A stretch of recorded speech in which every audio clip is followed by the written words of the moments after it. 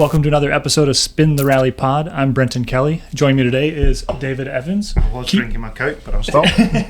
Keaton Williams and Brandon Semenuk. What are you guys doing here? You tell me. I got dragged along with this guy. No, had the lucky opportunity to come and do a 2-day rally school here at DirtFish. So my first time here, loved every minute to be honest. And yeah, just a bit of prep ready for OTR, which is next week. So a bit of a different kind of scenario for me, be able to drive. But yeah, really enjoyed it. It's been a great experience. I'm sure if you're watching, I'm covered in dust. So yeah, but I've got the proper DirtFish experience. So yeah, You put the dirt into DirtFish. I have. Yeah, this is the pinnacle of DirtFish. Yeah, just to reiterate to everyone, we are coming straight from the course. I'm not sure if I'm supposed to look at the cameras or everyone still, but break that fourth wall. We are dusty and sweaty right now. David changed his outfit, so. Well, I thought one of us should make an effort, at least. But Yeah. Speaking of you guys being here for a class, we got something in this folder for you guys because you have completed your private class. So you're going to take a peek in there, check that out. Check. Check, exactly. Whoa. Look at that. Exactly, got one in there for Brandon as well. I'm glad it's not I think I was barely a pass. There we go. Thank you. Yeah. You notice what it says on there for your class? Half day Half-day codriver. Oh, nice. That's pretty good. There we go. You can put that onto the CV now. Done everything. How was he as a co-driver? Pretty good. Okay, enough of that. How was he as a driver? To be honest, I was expecting to say at the end of the day, but it was pretty good. Like definitely a lot better than expected. Are you quite disappointed? Not that I don't believe in his abilities. I mean, obviously he's, lives and breathes rally just like all of us. Yeah. And like when we're in the car, he's feeling the same things I'm feeling. I know he knows the sensations, but he, I know Keaton doesn't get to drive that much, and it's a rear-wheel drive car, which is new to him. Yeah. But he started road rally, and he updates me on the little test adventures and things like that. So it's good to see him driving, but to actually sit in the car with him as he's starting to dig in, it's pretty cool. Yeah. But it does though detract a little bit from your ability to give him now though, doesn't it? Yeah, because we've had many recce adventures where I was a little scared for my life. So getting in a race car is something different. But I should probably mention the famous one when you were doing some work on your laptop. And okay. So, and that was the first season we're together. Yeah.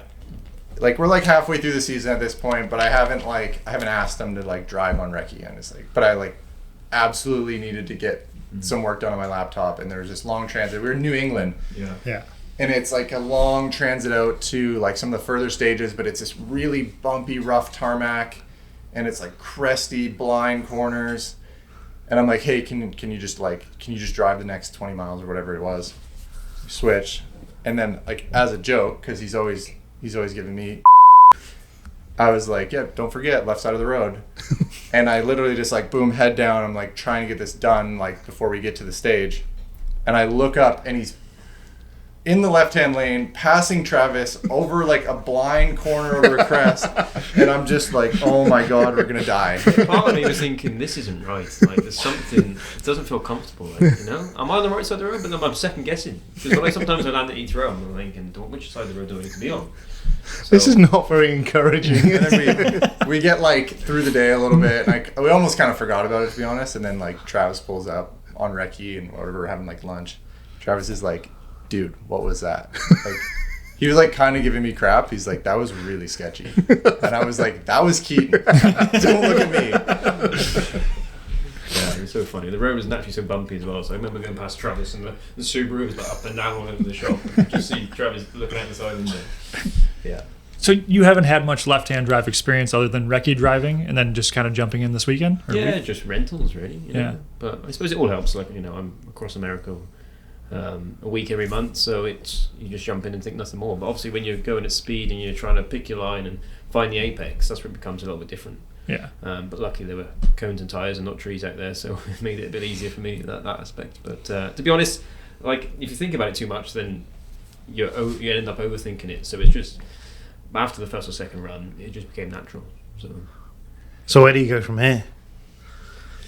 I need to definitely get my road rally car rebuilt after a recent fire, and just try and do more seat time, to be honest. Yeah, but stage I mean, it's obviously maybe. more money. Yeah, I like the road rally scene at the minute because it's value for money, and it's real great competitiveness out there, and it's a challenge. You're in the dark. It's 4 hours. You're on a map. It's like there's so many unknowns.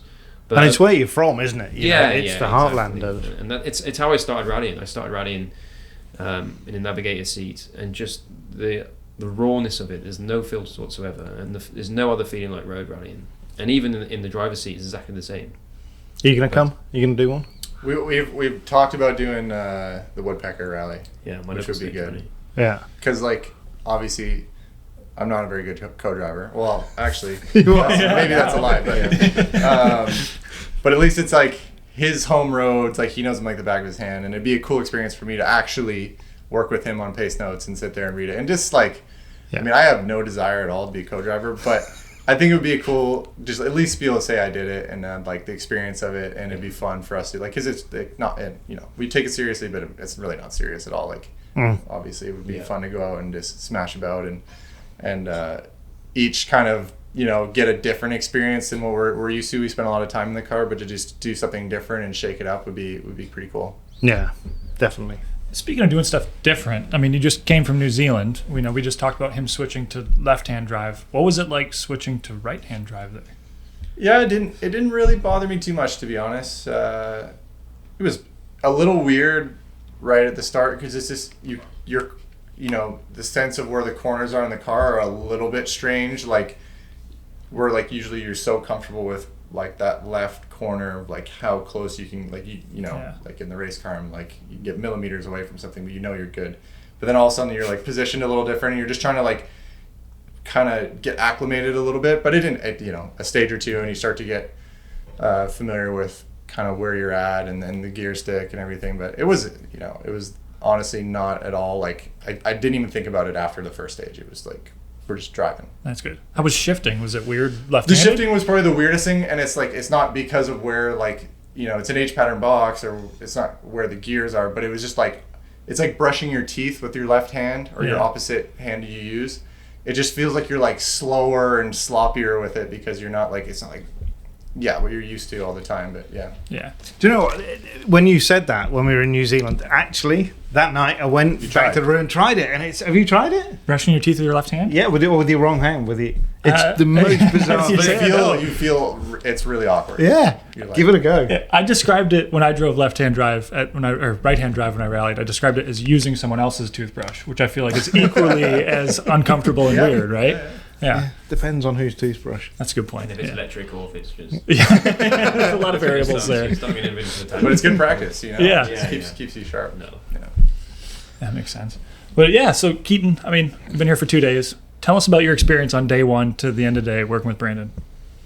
Day one was just kind of me getting comfortable in the car and kind of figure out... I've got no kind of experience in rear-wheel drive, so using the instructors to try and help me understand how rear-wheel drive works. I've been in road rally, rear-wheel drive cars and like stage rallies years ago, 10 years plus, and I still remember the feel of those and what it's like to be in a fast rear-wheel drive car. But obviously, it's, when you're in the driver's seat, you've got to do everything yourself, and it's just knowing how much to load up the front and the weight transfer and kind of steer with the rear without getting too much out of line, and then you're losing time, and it's just that fine balance. But as the seat time kind of went on, I became more comfortable with the car, and by the end of yesterday and the start of today, definitely it's been pretty comfortable. But that's just thanks to the instructors who were. Were you surprised at how much they could tell you, how much they could teach you? And it's like everyone can just go and drive a road car, but there's always someone who can say if you just did this a little bit different, it'll make a big difference. And rallying's always about that. Small changes make the big changes, and it's where that kind of speed aspect comes from. So it was literally just tweaking. I mean, like an inch on the steering wheel coming into a corner and having a bit more patience with it. Because I'm used to loading up the front wheels and driving with the front and letting the rear go wherever it wants to go, But rear-wheel drive is different. You've got to be able to set up the car and almost be like pitching the car in and getting the drive out of it. And yeah, it's been interesting like that for me. And I've enjoyed the experiences for sure. What kind of stuff did you learn differently with Brandon as you stepped in with him this afternoon? Definitely his lines. Like, I'm probably a little bit more Larry. I mean, Larry's in a bit more sideways. Brandon's pretty on the line, pretty dialed when it comes to that stuff. So after a few runs with him, I was trying to do things a little bit different. And I think by the end, when we were kind of comparing times, I could kind of pick his lines and kind of figure out where that's come from. But yeah. Was he a pretty good instructor compared to Michelle and Nate and Nick? Good. I mean, he swore a lot more. Definitely gave more grief. Yeah. I've sat with Michelle and Nate was out today. Just like I've come here and just like messed about, and obviously the instructors jump in, and I've had Michelle like make some pace notes with me and go and do some passes. And then the first time I was in the BRZ here was with Nate like years ago. I remember being awesome, and it's so like there like so much more respect after like today sitting in and trying to be the instructor for him, where I'm like, I'm just doing a terrible job. But like when they're in the car, even though like the times they've been in the car, it's kind of like I just showed up to get a little bit of seat time. They weren't really trying to instruct me. Obviously they're helping me throughout the day, but like how good they were at just being like, oh, you know, like do this a little bit more, and hey, like watch this, and this corner is kind of funny because of that, and how like simple they could break it down to where it was easy for you to digest while driving and actually make the changes instead of me trying to explain something to him that probably it came out as nonsense, or I'm just distracting him while he's driving because I said way too many words. But yeah, no, they're just, the instructors are so good here, and yeah, I've had great experience, so it's cool to see him get to have and that I think too. because they all love the sport, as we all do so much, they want to see the drivers progress. They want to see like those little changes, and they want to see you improve, you know, and they're always showing it. You know, if you do a good job, you get a high five or a fist bump. So it's great to have that kind of patient kind of person next to you. And the calmness as well. Yeah, you know, just totally relaxed. And 100%. And a really, really great team here, definitely. Yeah, it's a very rewarding job. You know, I've been instructing here since 2012 or something, and like I left for a while and now I'm back, and like the first time I came back after like the first day, I told everyone I had a little moment in the lunchroom, and I'm like, guys, this is like the most rewarding job I've ever done. Yeah. To see that progress and get someone from like even not knowing how to drive a stick to like shifting and doing, you know, all sorts of stuff by the end of the day is like drastic. It's awesome. So it's good to hear that you see that part and kind of see that. 100%. It's probably because you haven't tutored me yet. Yeah, I'll test that patience. We'll make that happen. Keaton, you're talking about like at the end of STPR, you had to do some math to determine whether you guys were even still in the fight. Is that accurate? Was that what you were saying? Yeah, so at the time, like, you know, there was a lot of motion going through, and we were nip and tuck with Ken all year, and we kind of knew we had to kind of get a good result at STPR to keep the pressure on Ken. And of course, when we crashed out, it was kind of like, this is all gone, the championship's gone. So we literally, I can remember we had to borrow a marshal's car. Can you remember that, to get some signal? We literally had to walk to the end of the stage. There was no signal in the forest, and this guy said, just use my car. So here's the keys. Yeah, so we jumped into his car and had a Darth Vader gear knob. I don't know why I remember that. But I remember just had a fairly sized accent, and then seeing this thing. Yeah, okay. So we went down and just with a quick mouse, just totaling up, you know, the options, and like if we do this, we'll finish here, and if we win this rally, maybe there's a chance, and just trying to figure out the whole situation. And we were lucky; we still had a chance to take it to SPR, but we had to win the rally, and yeah, what happened. So it's just how it goes, you know. But I mean, you literally went from the crash, borrowed a marshal's car, and just went and did the math like immediately. Yeah, we were just trying to figure it out, and obviously the team were trying to do their part as well. So it was like this manic moment of like, okay, the car's damaged, we need to get that sorted because we need the power stage points for the championship. But in the meantime, where does this put us? And we had like two scenarios. Yeah, it was pretty much like, the car needs to get repaired, we need power stage points, but even if they get the car repaired, will that be enough? It was kind of one of those situations we just need to know, like, what is the plan of attack? The car's still in the woods. We got to get this thing out. We got to get it repaired potentially if we want to stay in this championship hunt. Yeah, and he didn't even know if there was damage to the cage or if you could get out the next day. I mean, it looked... We got super lucky. Yeah, no. Obviously, you can give your analysis of what the car looks like, but that angle down that bank... It didn't look great, did it? I mean, it was pretty... No, we were very, very lucky. Yeah. Yeah, and I mean, but how do you go then from that ultimate competition where it is literally every stage, second, 10th of second per 10th of second, to then into 23? I mean, that last year was great because you were still driving that amazing car. You got to work on the development of the new car, and then the new car came along, but you still miss the competition, don't you? Yeah, I mean, I'd be lying if I said I don't miss it. I would love to see 20 competitive cars, and like even if I'm not, you know, like if I'm not winning the events, I feel like there's so much more. Again, it's just my personal progression. Obviously, the Subaru team's probably like, that's not why we hire you, you know? But for me, I'm like, I could be 10th fastest, and if I felt like I learned something on that stage, I would be completely content. Yeah. You know, and that's kind of the idea. And 23 season, although like the championship wasn't as exciting as 22. I mean, it's so hard to top that 22 season. It was just like the anomaly of like how everything happened and where like the rule changes were and like us developing this car we had, and it was just like there was so much going on that made it so crazy and interesting, and like this constant battle, which was at the time stressful, but it was really, really cool. Like you'd leave the event and you'd be like, that was a wild weekend. Yeah. I love that. And then, so, okay, 23 season, we didn't really have that, but the development of the new car was really cool. And that was like it was just like an experience I didn't want to miss out on. And so I'm so happy that I got that opportunity, and I got to be the test driver for that. And I learned so much as a driver in that time, where I'm like, the championship was sort of like, we did our thing, you know, and I tried to drive as well, or I tried to drive better than I did in the 22 season, because I'd had that like intensity in me already. Yeah. And then the development was really cool, but okay, 24 season, it was sort of like, we've done the development, now we've got this car. 100 Acre was kind of like one of those events that's like, that's what I pictured again. I'm like, can we just have these battles all the time? Yeah. You know, it is a dream, and then that's kind of the fun thing about, like, even we went to New Zealand, and you were in a classic all-wheel drive class, but lots of fast local drivers, and it was just great to be like stuck into the middle of, you know, all these great local drivers that just pushing us to like to find the speed, and I could always go for more of that. Does it bug you a little bit when, I mean, both of you, when you read the stuff on, I'm sure, forums and stuff, where, you know, you're only there winning because you've got the best car? Yeah, I mean, it's the thing that bugs me is, and the car is a great car, like, obviously, and I'm really proud of what we've developed with Subaru.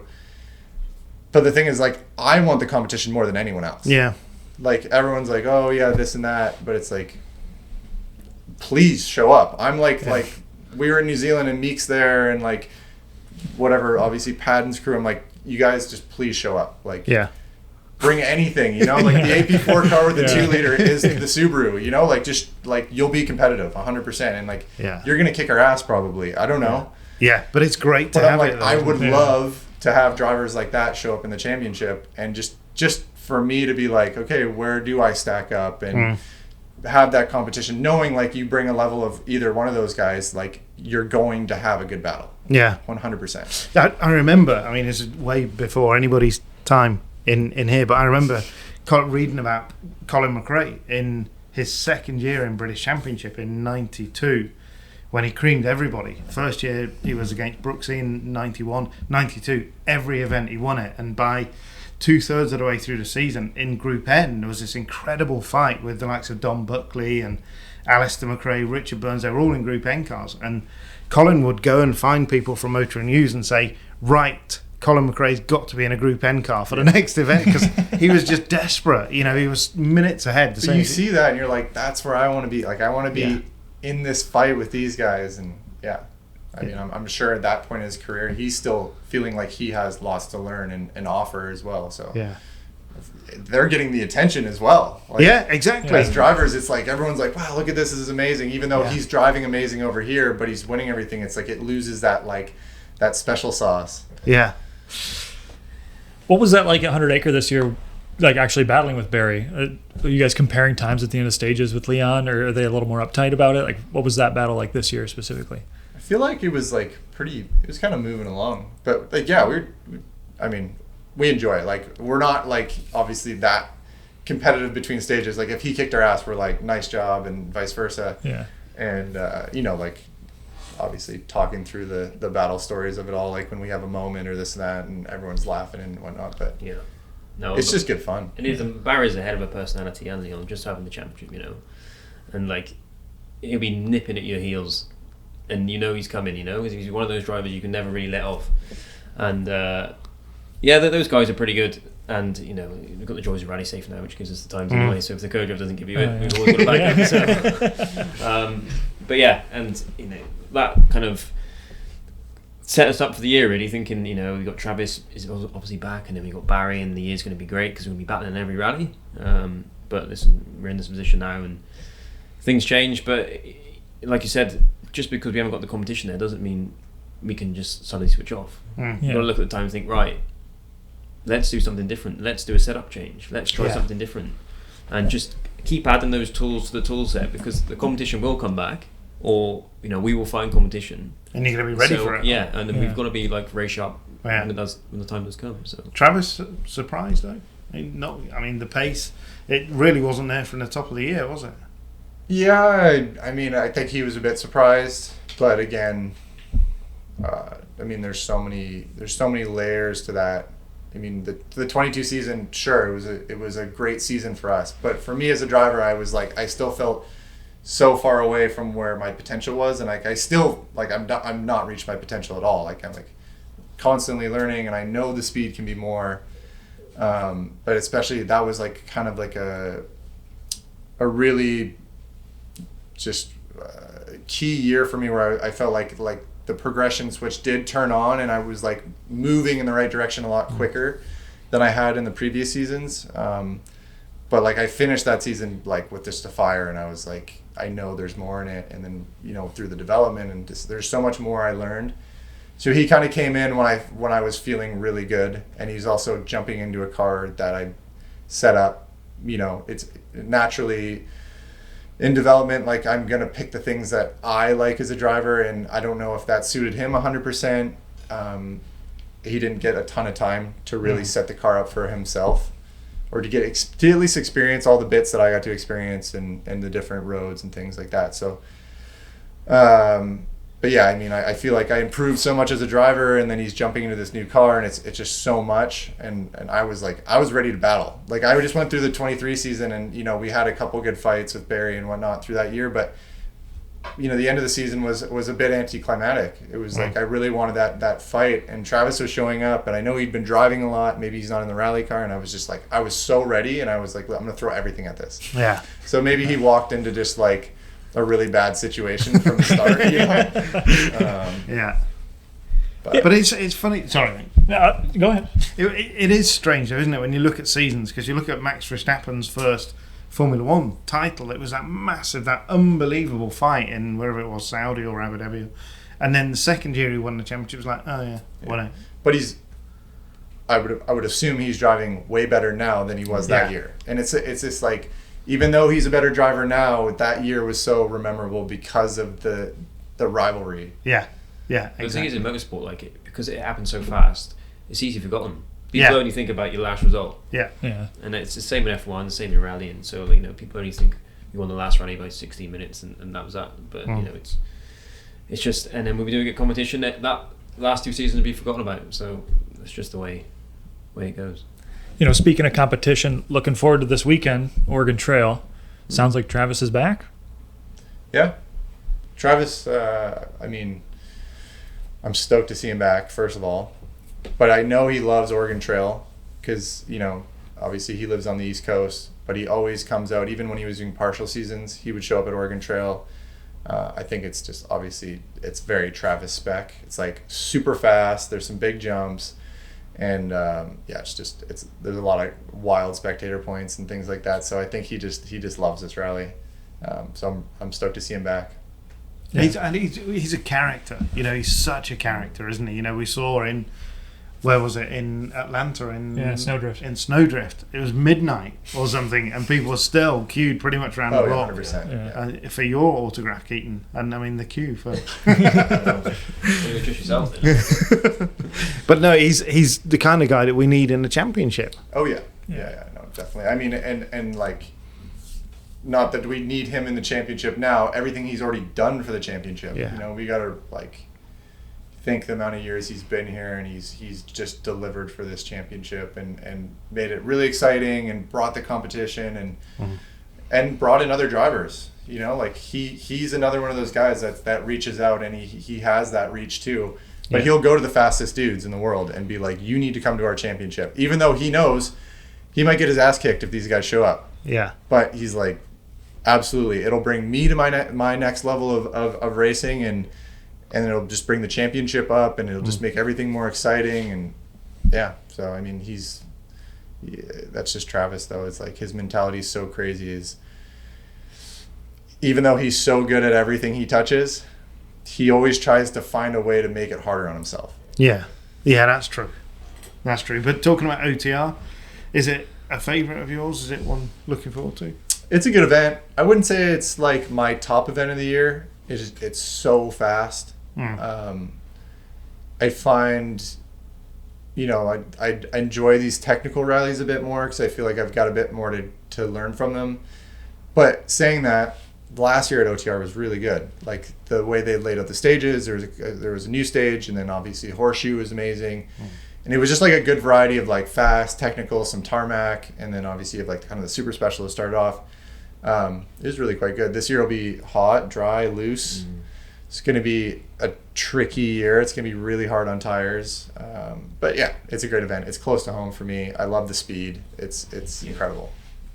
Yeah, you got Mary Hill like right in the middle of one of the loops this year. Yeah, and I think you do it like before the gravel stage. So you'll have to, because you could just destroy your gravel tires, obviously, in the one little, whatever it is, 3-minute stage. Yeah. And then you go back out on the gravel roads in these, at really high speed. So it's going to be interesting to kind of manage the tires and then go back onto a, fast. And I think it's quite a loose stage. It's like, is it Naggles we go on after? So it's like a really loose stage. And if you got cooked tires, you could lose massive time. So you're going to be pretty steady on the tarmac. But then it's like Mary Hill. Yeah. You're like, I only get to do this once a year. It's way too fun on gravel. So I think there'll be a balance. Yeah. And maybe there'll be, depending on what our tire plan is, we might bring 2 spares just to have that option of, are we going to melt tires anyways, regardless of having to do this tarmac stage, and then give us a chance to make a change and at least have a couple fresh tires. It's kind of another good chance to put on a good show too. I mean, with all the spectators there on that highway. It's the best spectator point. Like for OTR, I always tell people, I'm like, if you're going to go any stage, just line up. You literally drive up the little pass, park anywhere you want, and watch at least half the stage from the side of the road. It's so easy. Yeah, it's a sweet one. I mean, last year, so many people just like you're saying, you got to manage the tires a little bit, but so many people just send it right at that like top second to third end of the end corner there, just getting after it. You're saying carrying 2 spares this year? Is that something you guys do typically, or are you guys always 1 spare just for that kind of setup? Just depends if the loops are long, if it's really abrasive. But I mean, we flop around a bit. The old car we used to have to run 2 spares. So the new car is now we can just run 1 spare. Is that a weight issue? It was a weight thing, yeah. It was just basically ballast with the car, and it was just kind of how it was designed around the rule set at that time. Okay. So this year is now, when we run 2 spares, it's actually a penalty. So we get the weight penalty of the second spare. So okay. So we might choose to take that weight penalty if we see the advantage in that extra spare wheel tire. Okay. Yeah. What do you think of PIR? It's a little bit different. This stage isn't, the grass sections are a little weird. Like, what is your perception of that overall? It is such a tricky stage.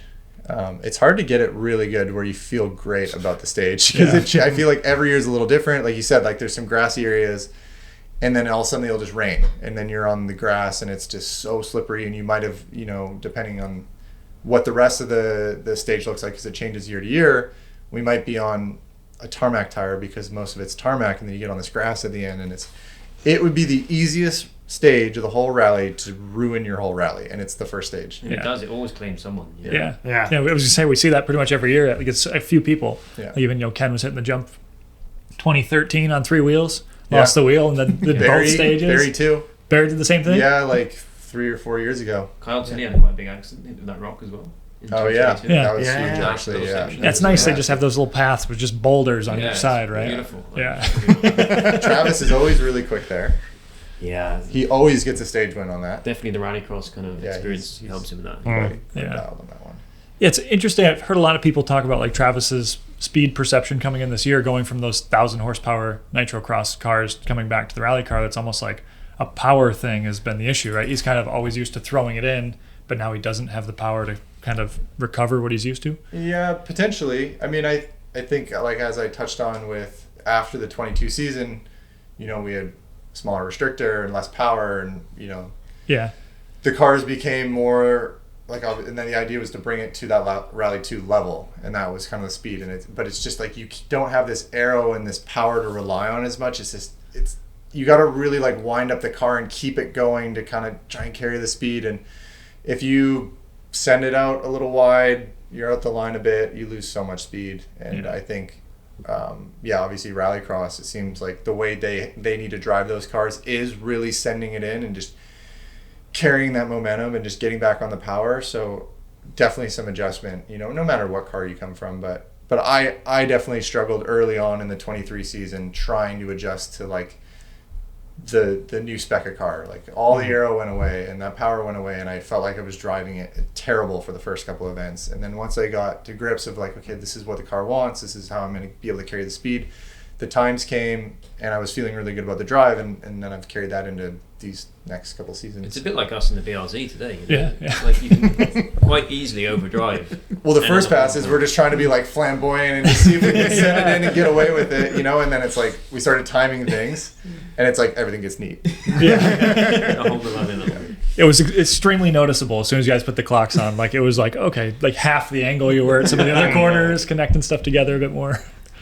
But that's kind of the idea though. And it takes some time to adjust. Like, every time we went out and did a couple passes, we're like starting to reel it into the window we needed to be in. And I think that's the same thing with any driver, but obviously Travis coming in is maybe he just needs those events to kind of figure out that window of like where he can push it and what the car is capable of, and this like the way to just carry the speed. Yeah.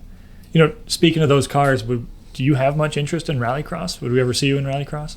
I think Rallycross is cool. I enjoy watching it. It's not really. I just love rally. Yeah. I don't even want to say stage rally. Like that is rally to me. Yeah. Is stage rally, and I feel like if I'm going to focus and spend time on something, it will be that, and different aspects of that hopefully. But yeah, I think if I'm going to spend any more time on it, it'll just be exploring more rally. Yeah. I like the personal battle in rally more than like the Rallycross head-to-head kind of thing. Like the variables of other people bumping into you. I was like, that's not as much of a, at least for me personally, how I feel about it. And that would definitely be a big bummer for me. Is like you'd go into it and someone bumps you and that's your race weekend over. Yeah. Or I'm like, I'm not that I'm gonna be happy about it, but if I ruin my race weekend, it's on me. It's like I can't really dwell on it too much. Yeah. Hopefully learn from it, and then at the same time, it's like. I like the adventure part of it and kind of this like the variables. It's like mountain biking. The thing that drives me to it so much is like you get on the same trail, but it changes every pass. Yeah. And like so stage rallies like that, whereas like you might get to Rallycross if it's just a tarmac or maybe it sweeps a bit into there's just not as much changing where it's like you are racing for those tenths. And it's like I feel like it would just drive me mad. And whereas like rally has this like risk versus reward kind of situation, and I feel like that's just a realm where I fit into, and I've kind of been programmed to for many years of my life, 20 years as a professional mountain biker, it's always been that like trying to use your intuition and adjust to the situations and quickly reacting to this risk versus reward situation, and rally just embodies that. So I feel like that's maybe what's made it so important in my life. Is it the same feeling if you have a moment on your bike as a moment in the car? 100%. Is it? Yeah. Just the heartbeat goes up and... Yeah. I mean, like, the focus almost, like, intensifies. But, yeah, like, it's, like, you're, like, it was a moment, but you've pushed past that, and you're just, like, it's on the, you can't break focus. Yeah. But it's just kind of, like... But also, when you're on that limit and you're kind of, like... You feel on edge all the time, but you're in control. It's just such a crazy state to feel like you're not even thinking. It's just, like... You're just riding this like kind of edge of, your limit of your ability, the equipment's ability, and it's just such a wild feeling. But presumably you can keep a car on that edge a little bit more. No, I don't know. You have a throttle. Like mountain biking, the weird thing with mountain biking and rally is, like I find you get these kind of lulls in mountain biking. It can be really intense for like short periods of time, but like you might land something and it's like you can't just pick up the speed out of nowhere. Like if the descent becomes mellower, it's like you can't just like be going as fast as your uncomfortable going or whatever. Whereas in the rally car, you can always be going as fast as you want, pretty much. You know, it's like you can carry the momentum and always be on edge. Whereas mountain biking, you get to like take a deep breath every once in a while. Yeah. Is it, you know, like at the school here, we always compare biking, dirt biking, skiing, snowboarding to rally because it's all about vision. But like when it comes down to technical setup, do you feel like that has transferred over a lot, especially with the new development of the car, like, you know, suspension, riding the bump stops, that kind of feeling? Has that helped a lot in developing the new car? Yeah, definitely understanding, especially like suspension and things like that. It helps, like having that, coming in with that understanding already. But in the car, you feel it so much more. Like on a mountain bike, I can kind of jump on any mountain bike and I can tell like, oh, this isn't great, but I can also change my riding style and kind of like, because you're using your body so much to manipulate the bike, you can just kind of fix those situations with the way you ride the bike. Whereas in the car, it's like if there's a big issue, you can't just drive around it all the time. Like rarely can you drive around a bad issue or a bad setup. Yeah. Or a tire in the middle of the road. Or a tire. Yeah.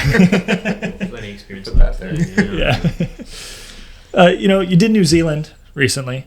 Was that like an event that you had picked and you wanted to do it specifically, or was that kind of an opportunity that arose and just went for it? Yeah, New Zealand was an opportunity that came up, but I did look at doing that event in 2019 when I was doing a mountain bike film project out that way, and Otago was the next weekend.